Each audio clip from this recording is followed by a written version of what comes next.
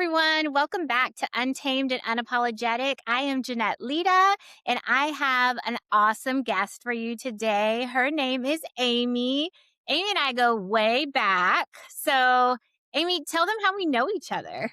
We met, I believe, in 2017. You came on board of a mental health group in San Antonio, and I was then was the assistant director, and I was doing all the onboarding and doing all the onboarding of all the therapists and the admin team there. But yeah, that's how we know each other. No, you helped me when I knew nothing about billing and credentialing. And it was right after, like, when I first started that practice, like, I hired somebody to credential me and my team, and they walked away with all my money, and I had to figure out how to credential myself. And so as we started growing, I was like, "I need help." And so I reached out to Aimee. She came in and helped me out because it was so hard to find an admin team at that time. I think there's a lot of women out there that are kind of like us, where we wear a lot of hats, right? Mhm. And some of us love wearing our different hats, and some of us don't really love wearing our different hats. But talk to me a little bit about how you got to where you're at, because you no longer live in San Antonio and you've changed your career Yeah, kind of like a lot, right? yeah, And I then did.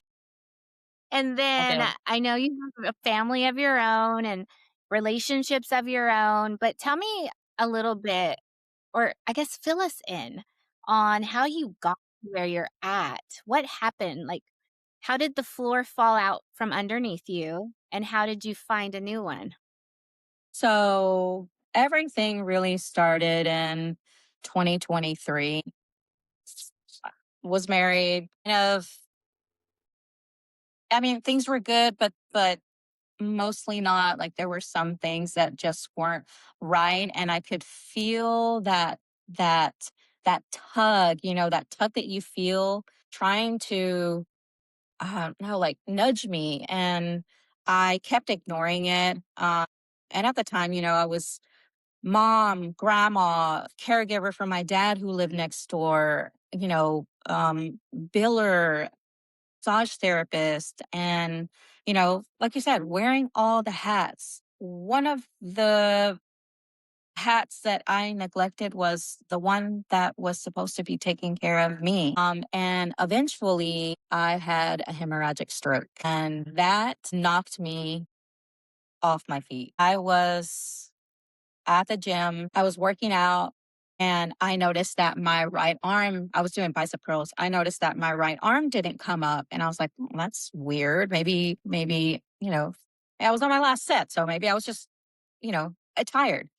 So I tried it again, and my grip was weak. And I'm like, Oh, shit, please don't let this be what I think it is. And so I did the test. I raised my arm, and my right arm was like down. It was dropped. It wouldn't come up. Um, so I knew, I was like, damn it, I'm having a stroke.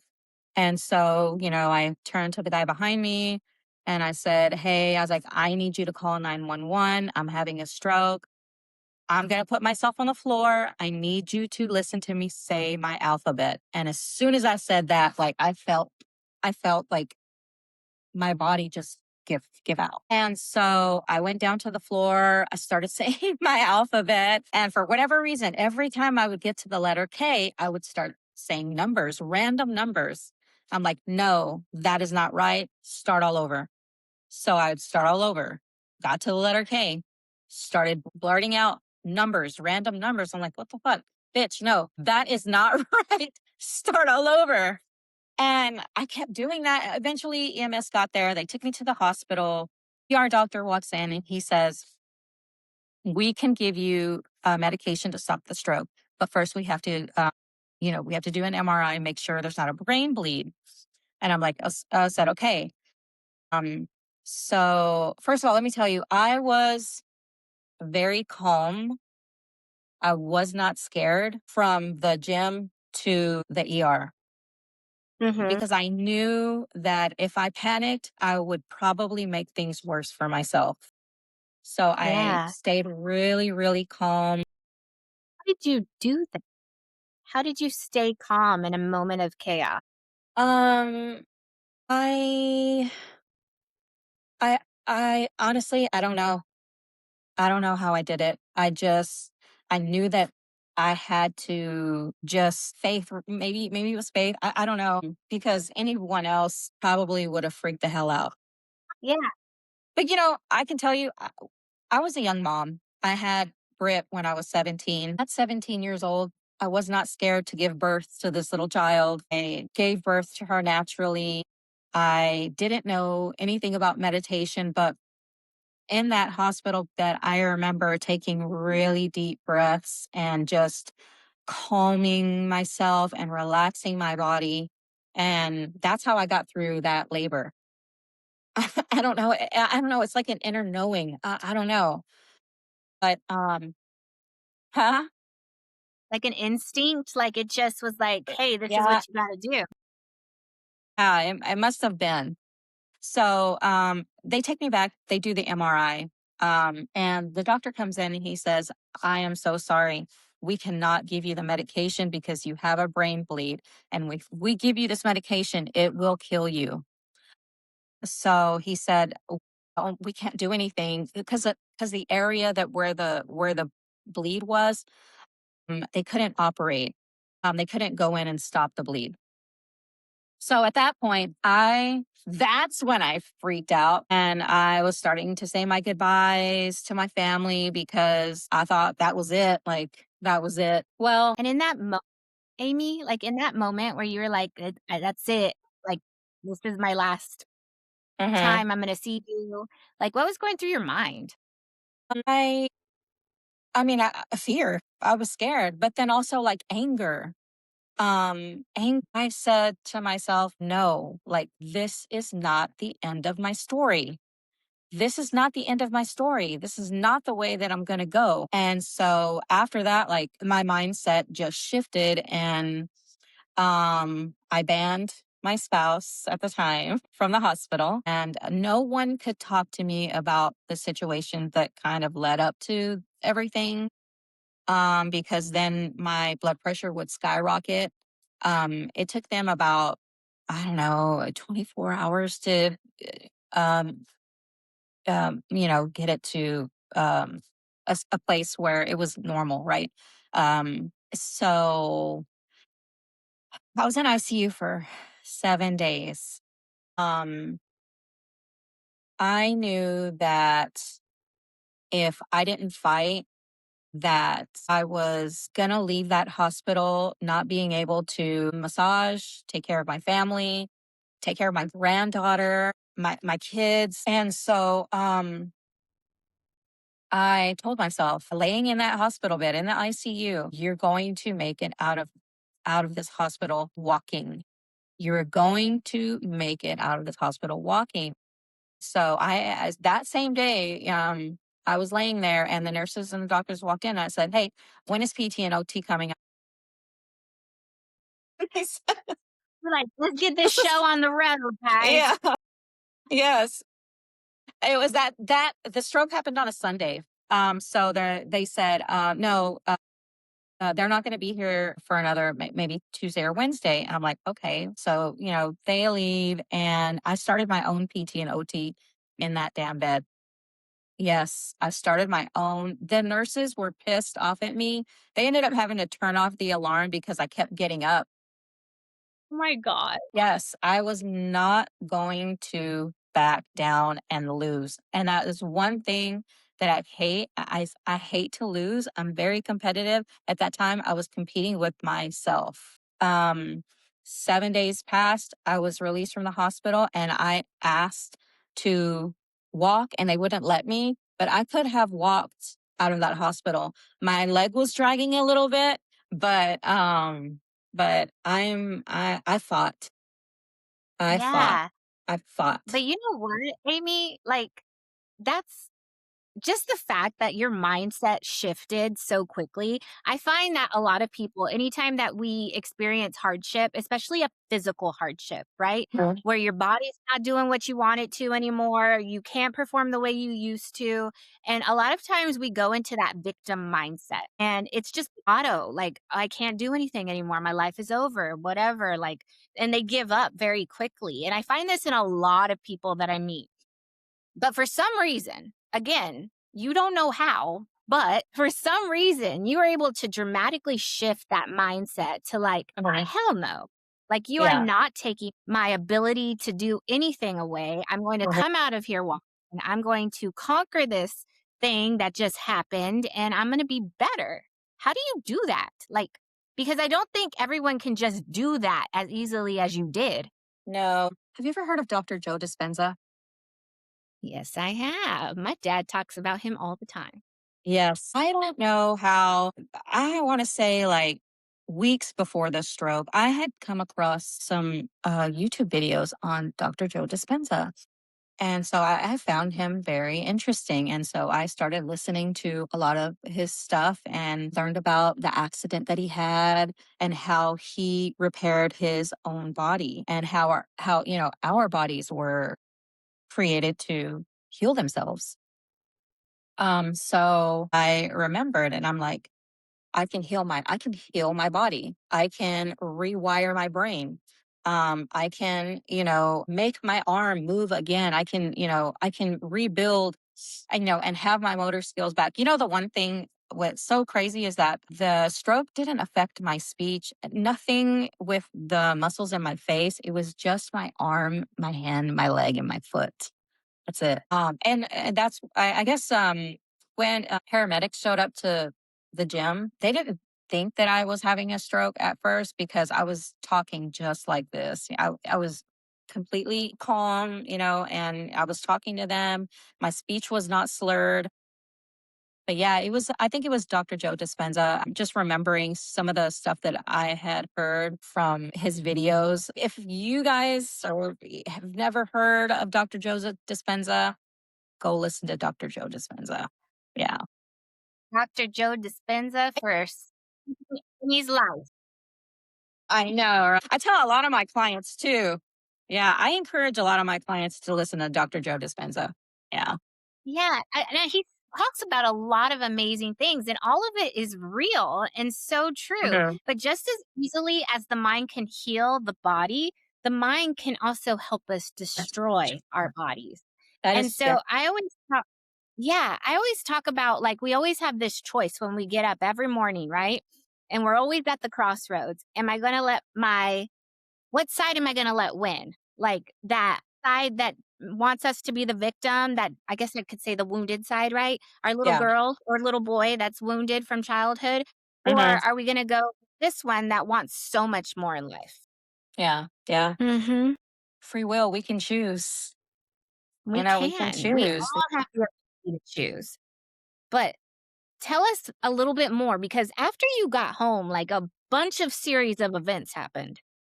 Yeah. So once I got home, it just felt like if I didn't leave, I was probably going to head in the same direction and end up in the hospital again and maybe not be so lucky the next time. I was gonna say, sometimes we get into relationships, right? And we are confronted with all these emotions. And a lot of us, especially women, like to push it all down and just go on with our robotic lives. We've Yeah. got someone, things are fine, it's comfortable, whatever. And that's what put you in the hospital. Yeah. You know, Mhm.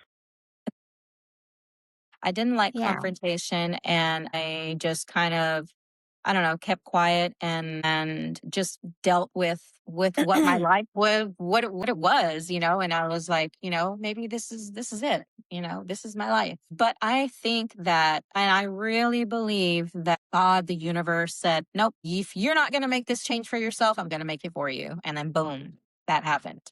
I met with someone that Lorena.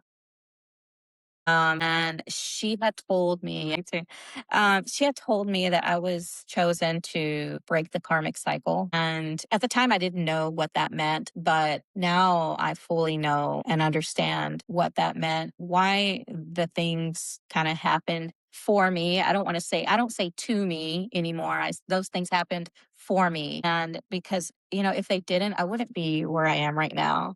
But I moved away, and that was a hard thing for me to do because I felt like I was abandoning my family. My dad lived next door. He relied on me for a lot of things, especially like helping him try to figure out how to download music on his computer. And so he would always call me, Amy, come here.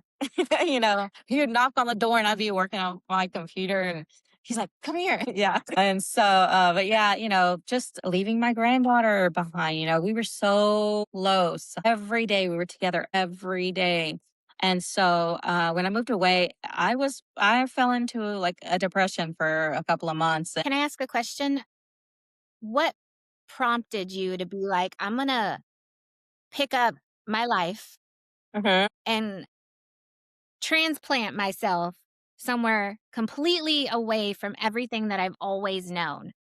Like, what was that thing that happened? I know all the things that happened, but like, what was it inside of you that was like, all right, I don't care. I'm not scared. I'm going to up and go. Well, I had months later, I had reconnected with someone from the past, and I started seeing things that weren't aligned with what I wanted in my life. And I um, caught myself falling into those patterns that weren't mine. So one day I was just like, this is not me. I don't want to be this way. I don't want to be this way. This is not who I am. And so I for the first time on my own without some dramatic medical thing happening to me, I chose myself. I chose myself. Yeah. Celebrate that for a minute because as a woman, we don't choose ourselves very often. And Yeah. when we can actually recognize the patterns that we no longer want in our lives, like that is magic because not only does it rewire a lot of the stuff that we had that was not wired correctly, it pushes us again, kind of like to break that generational curse that Lorena said, is you to be able to do that because then you get to show your daughter and your granddaughter that you're worth more. Yeah. Yeah. Yeah. Yeah. Yeah. That was, and because sometimes people will, I don't know, convince you, I'll change and I'll do this and I'll blah, blah, blah, and it'll be better. And, all the sweet talk, right? And I didn't, I didn't. I said, no, this chapter is closed for good and I'm out. Something that I do because I was very similar. Like I didn't like confrontation once upon a time ago, and I would stay longer than I had to and make me internally sick. I did the Hmm. same thing, but it one thing that I created for myself as my own boundary for me was the 3 strikes, right? There's 3 times that you can show yourself, "We're gonna communicate about it, but if things don't change and it happens again, you get another shot, and if things don't change and it happens again, I'm out." Hmm. Yeah. And that saves what did you do? Would The same thing, I said, hey, we really have to talk about this. This makes me feel this way, and then okay, it would be good for a week or two and then back to the same patterns, right? And then I would bring it up. I was like, okay, well, we should probably see a therapist, together. And then that was all talk. There was no action behind it. So after that, I decided, okay, no, this person, let them be who they are. I'm going. I'm going. And so, and I did. And I didn't know where the hell I was going to live. A week later, a condo appeared and on Carolina Beach. And the lady was like, no, you don't have to put a deposit. Just move in and you can pay me a prorated rent of whatever the rent. I think like things started falling into place right after I made that decision to, leave that person and choose myself. But then right after that, I met someone who introduced me to a company called Zeal. And through Zeal, I work with veterans who suffer from chronic pain, PTSD, depression. And so I offer medical massages to veterans here. And so that quickly grew. And so now what I'm doing is I am starting my own practice, my own group with other massage therapists who will help other veterans all over North Carolina. Eventually, I will have a group in Texas. My daughter right now is going to school for massage therapy. There are so many benefits from massage therapy, especially if you suffer from stress, anxiety, depression, PTSD, trauma, sexual abuse. If I had that's one thing that I'm grateful for from my, marriage was that her mom introduced me to massage therapy. And at first, I only saw it as a business opportunity. But then once I started hands on, I knew that it was my calling. I knew that it was my calling. You were meant for this. Like, you have the hands for this. You know what, Amy? What I found, and I know you said like you found massage through your ex. A lot of times I always feel like we are put in situations for certain reasons. And like sometimes those people don't end up with us, right? Every single experience we have with other individuals are going to lead us down the path to where we need to be. Yeah. Yeah, that's true. I saw you post something earlier today because Yes. today is your birthday. Happy birthday. Thank you. And thing that really touched me was you posted a message from your daddy who's no longer with us. Yes. And tell me about that. Yeah. So a few years ago, he would always call. Every year he would call, and one year I purposely didn't answer, so that I could save the voicemail. And this had to have been. I have to go back and look to see, but I'm pretty sure it was like 2020, maybe 2019. I'm not sure when I saved that voicemail because that phone is old. I think it You was, still yeah, I still have that phone. So I saved it, and I'm so glad that I saved that voicemail because now he's not with us. Last year, beginning of February, he called everybody and he told everybody that he was going to end dialysis. We kind of knew, he was just like the quality of life wasn't there. A few years prior, he had had a stroke, and dad was very hard headed.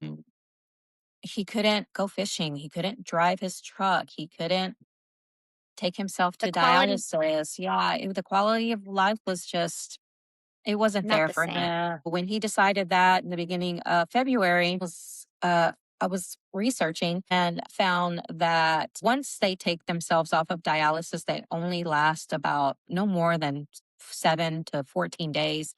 So I was like, okay, let me go spend time with dad. I rescheduled and pushed my clients out 3 weeks. Well, Yeah.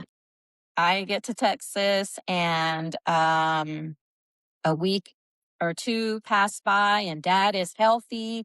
We're taking road trips together, and we're doing things together. And he told me, he said, I'm so glad you're here because I was tired of looking at these four walls. And whole month of February, he was fine. No signs of deterioration. No, his everything vitals were good. The nurses would come and my dad would walk off, and they would tell us like everybody at the hospice facility, we are shocked that he is still here. We've never seen this before, and yeah, he's a fire. Yeah, he was stubborn. He's Is not. He that where wasn't you going to got it go. from? Emma, is that where you got it from? That fight? Probably, yeah, probably. He was gonna go when he wanted to, not when the doctor said he was gonna go. So March rolled around, first week of March, everything's still great. March 13th, March 14th, is when we started noticing that things kind of turned for the worse. I mean, it went from one day to the next, he was fine. And then the next day, he was not. We were all there next to him. And I even got to hold on to his pulse until it stopped. And so, dad went with everybody next to him. So, but yeah, but I'm so glad I saved that voicemail because he would call every year and sing me happy birthday be bad. They like dad has the worst singing voice. But we loved it. But we loved it. What a blessing it was for you to be there to the very end. Yeah. I was happy that I was there. At the same time, I was a little stressed because I was going to go home and I was not going to have any Yeah. clientele. So after dad's funeral, I probably stayed around for about a week and then I came back and And what happened? well, I was on the grind. I was hustling. Mhm. I lowered my rate just to try to get, new clients in. I mean, it picked up really fast. It picked up so fast. When I got, oh, I also didn't have an office. I didn't have an office.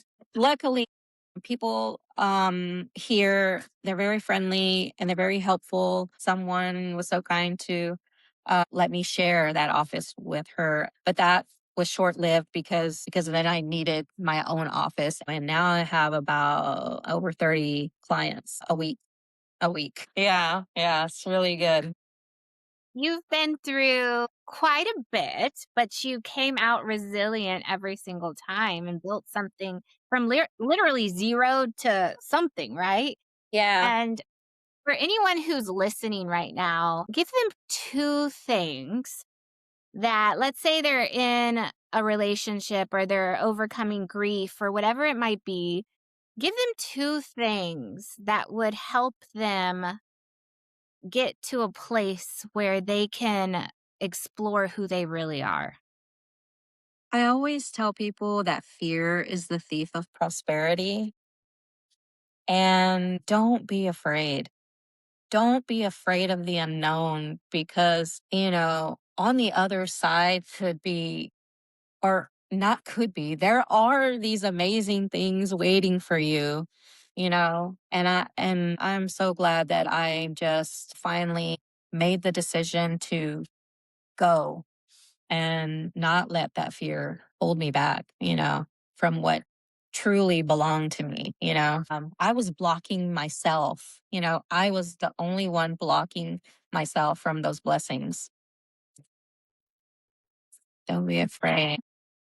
Another thing I would say is if you're someone who's a caregiver from someone who is, gonna pass away, make sure there's a good support system. Make sure that you're also taking care of yourself. Self care is very important, especially when you're a caregiver to someone, because that can be very draining and stressful. As much as you love them, it's very, very, very hard. It's very hard. It's very difficult. So make sure you have a good supportive support system. Yeah, I Yeah. love that because I think that's something that we all forget just as human beings, but definitely as women. A lot of times, like you said, fear holds us back. And sometimes you just got to rip the band aid off and feel the pain for a second, and Yeah. things change Yeah. It's so going to quick. be okay. It sucks, to go through the waves of all the emotions that you feel when you're going through a breakup or loss or grief, but it's gonna be okay. I think that things happen for a reason for sure. They lead us to where we're supposed to be. And definitely, it's a good reminder to remind all of us to care for us because I think that's Listen. the one thing we always neglect is ourselves. So that's really good advice for our listeners. Um, I'm so glad that you came on to share your story because what I always say is that we should never stay quiet. We should always speak our stories, and people should know that they are not alone. Because I know for a fact, someone that's listening to us today will hear what you said and change their life. Thank you so much. Thank you, everyone, for listening to Untamed and Unapologetic. I will catch you back again with some awesome guests coming up. Have a great day, and thanks for listening. Bye.